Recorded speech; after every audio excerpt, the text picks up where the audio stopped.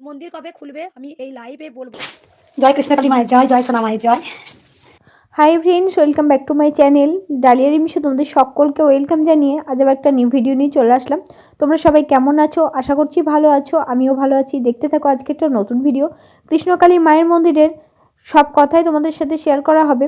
কৃষ্ণকালী মায়ের মন্দিরের খোলার ব্যাপার নিয়ে মঙ্গলা মা কী বলছেন। কৃষ্ণকালী মায়ের ভিডিও আমি কেন করি? কৃষ্ণকালী মায়ের ভিডিও আমি কিন্তু মনের ভক্তি দিয়ে করি। কৃষ্ণকালী মায়ের নাম করলে আমার মনে হয় আমার সব কিছু থেকেই ভালো হবে।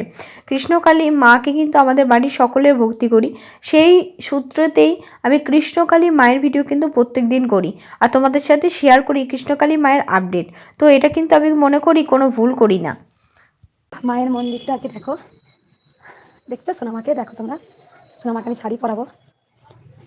দেখো বলে দিই আজকে তোমাদের, আজকে এই মন্দিরটা সোনামাকে দেখো পুরো পরিষ্কার করেছি। আজকে পুরোটাই একদম পরিষ্কার করে গেছি, একদম মানে সব এগুলো সরিয়ে নড়িয়ে পুরো মুছে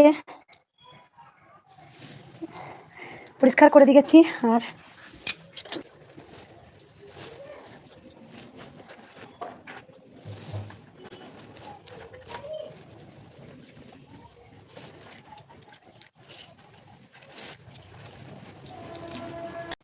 সোনামাকে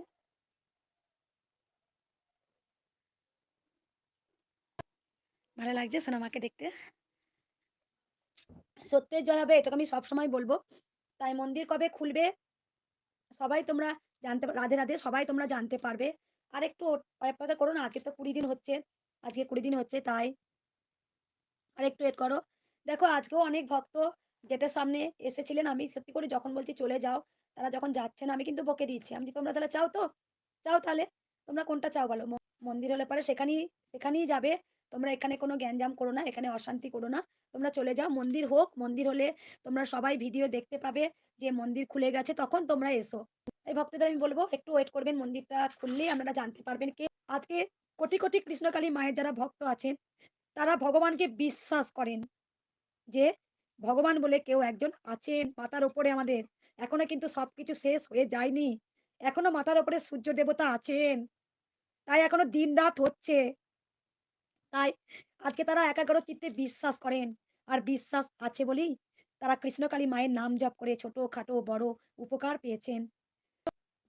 আর মন্দির তোমরা একটু অপেক্ষা করো, আমি এই লাইভ ভিডিও আমি সব একদম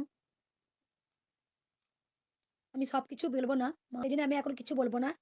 তাই সময় অপেক্ষা করো, ধৈর্য করো। জয় কৃষ্ণকালী মায়ের জয়, জয় সোনা মায়ের জয়। সবাই হাসি পছন্দ করেন, আমি হেসেছি।